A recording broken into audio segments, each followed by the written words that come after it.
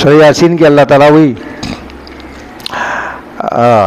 اولم ير الانسان انا خلقناه من نطفه، ایدا انسان په دې نه پوهیږي چې بېشک موږ دې پیدا کړل دی نطفه نه، فاذا هو خصيم مبين، اوس واضح جګړه کوونکی دی.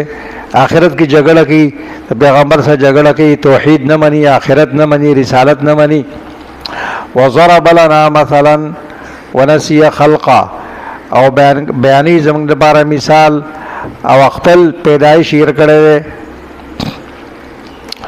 یو ګوره دې هډوکي ته وګوره وی دا به خدای څنګه دوباره ژوندی کوي، او خپل خلقت نه هیر دی.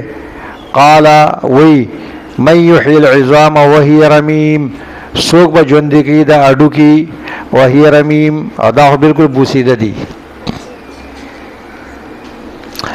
د الله خپل پیغمبر ته وی الله خو پیغمبره قل خوغه پیغمبره دې ته وایا یحییها الذی ژوندی کوي به دا هډوکي دا بوسیده هډوکي الذي اغذات انشاها اول مره چې دا رومبیزل پیدا کړی دي. د مور په خېټه کې دا هډوکي الله پیدا کړی دي، ته دوباره یې نشي کولی. و بكل خلق علیم، په خپل هل مخلوق باندې عالم دی. څه شی چې پیدا کړل هغه ته معلوم دی. که هډوکي ریزه ریزه شي الله به دا بیا جمع کوي. الذي جعل لكم من الشجر الأخضر نارا فإذا أنتم منه توقدون. الله غزاد ته چې د شنې ونې نه ستاسو لپاره اور پیدا کړل، تاسو هغې نه اور بلوئ. په ونه کې دننه اوبه ومئ او اور ومئ. أوليس الذي خلق السماوات والأرض بقادر على أن يخلق مثلهم. هغه ذات چې دومره غټ اسمانونه او ځمکې پیدا کړلي هغه به دې قادر نه چې چی پیټ انسان پیدا کړي. بلا وهو الخلاق العلیم، ولنا الله پیدا کوونکی او عالم دی. او الله ته پیدا کول څه ګران دي. انما امره اذا اراد شيئا ان يقول له كن فيكون. د الله معاملہ خدای چې وشیتا یو شی اراده وکي چا جوړ کې راغی ته کن فیکون، هغه په وجود کې راشي بس. فسبحان الذي بيده ملكوت كل شيء، پاک ته هغه ذات چې خاص داغه په اختیار کې دي بادشاہي د هر شي. و الیه ترجعون، او خاص هغه ته تاسو واپس کړی کیږي.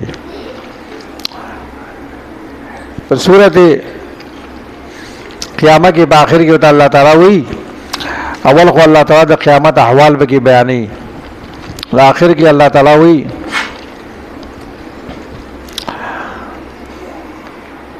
چې دا انسان آخرت نه مني. اولا لك فاولا ثم اولا لك فاولا يحسب الانسان ان يترك سدى الم يكن نطفه من مني يمنى. سورہ قیامت ګوره دې سورت نوم قیامت ته، د قیامت سورت ته دغه صرف د قیامت بیان دی. نو دې په اخر کې الله تعالی وی اولم يكن نطفه من مني يمنى ثم كان علقة فخلق فسوى فجعل منه الزوجين الذكر والأنثى أليس ذلك بقادر على أن يحيي الموتى. الله بدې قادر نه څه چې مړی بیا ژوندۍ کی، نو ولې قادر دی به کرا. دا مضمون الله تعالی په قرآن کې ډېر په وضاحت سره بیان کړی دی د قیامت مضمون. ذکر قیامت عقیده دا سره چې دا انسان د هر ګناه نه بچ کی، اور انسان چې کله دا عقیده ساتي چې زه به یو ورځ دنیا نه ځمه الله ته مخامخ کېږم اور زمانه به سوال جواب کیږي، اور زه د الله په اختیار کې الله ما بیا ژوندی کوي، زه به الله له څه جواب ورکوم. نو دې وجې نه د ګناهونو نه ځان بچ کوي. چا چې دا یقین کمزوری نو هغه په ګناهونو کې مبتلا کیږي. ورڅوک چې ظلم کوي دا مظلوم ته سوي یرز روانه ده الله بساس رو ګوري وي دا سورته 14 سپارہ سورت ابراہیم. اللہ تعالی ظالم لا دمکی ورکی اور مظلوم لا تسلی ورکی. اللہ تعالی سوئی ولا تحسبن اللہ غافلا عما يعمل الظالمون. گمان مکو پا اللہ مانی چا اللہ بے خبر دے دا آغ مظالمنا چی ظالمانی کئی اللہ بے خبرن دے.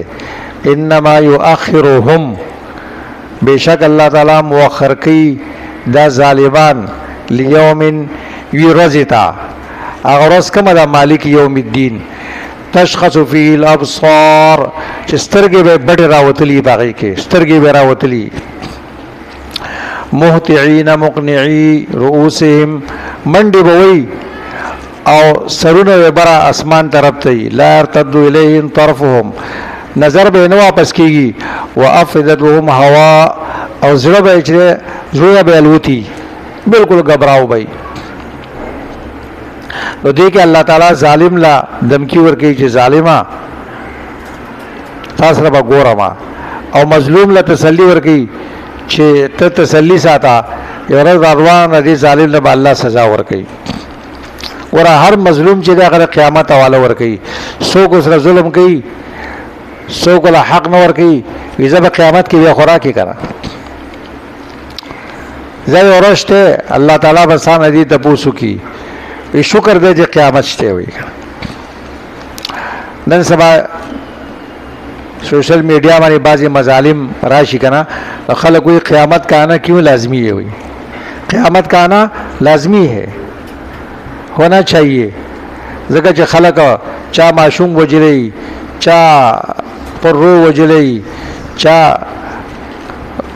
ڈاکا لگولی او چا سکڑی او چا سکڑی او دا ټولې فیصلې ور قیامت پر ورځ باندې کی.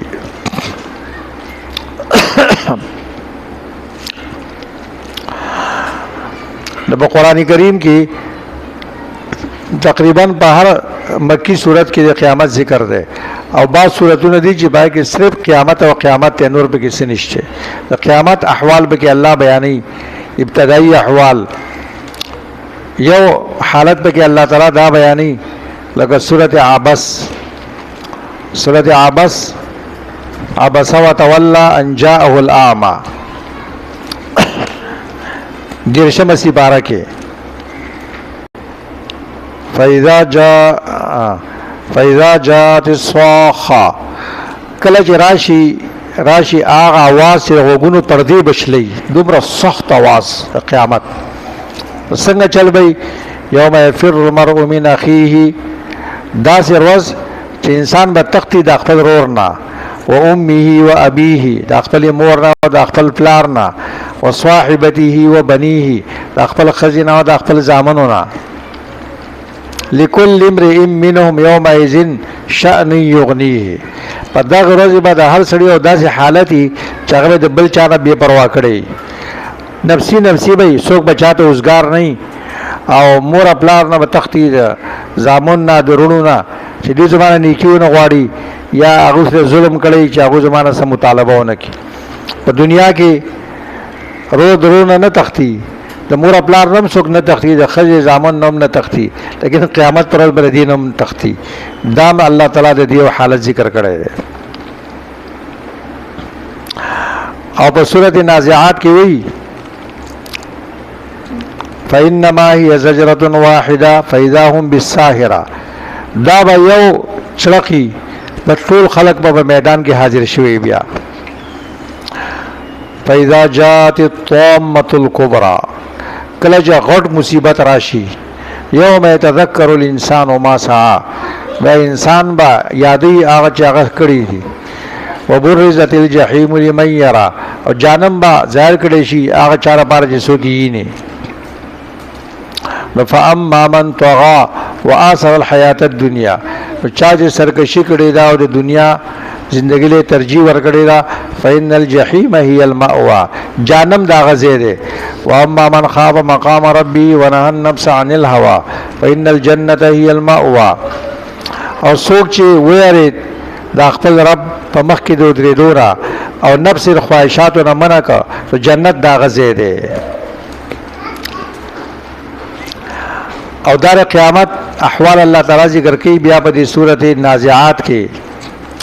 سورہ نازعات کې الله تعالی وی د قیامت احوال ذکر کوي.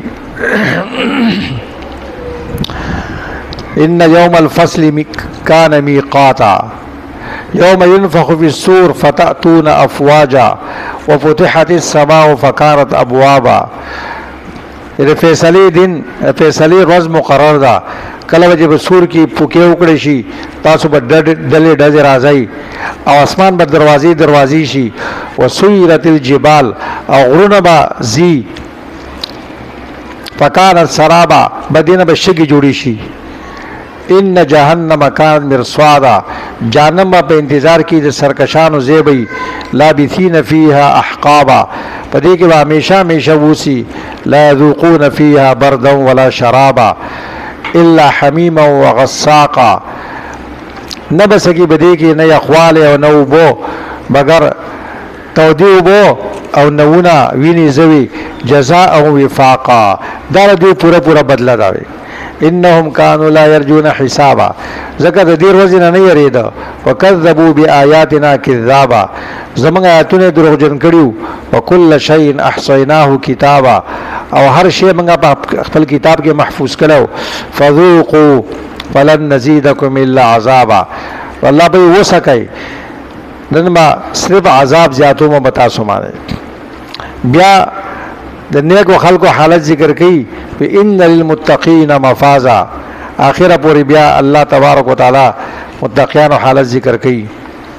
دا ټول قران کریم کې د قیامت بیان دی. دا د مالک یوم الدین تفسیر دی.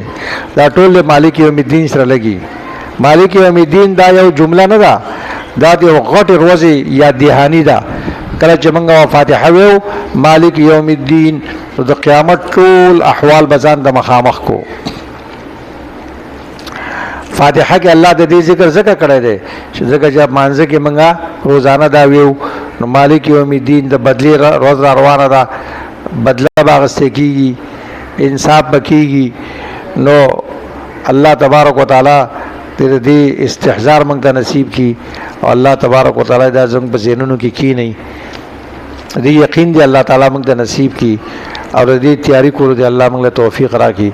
واخر دعوانا الحمدلله رب العالمین.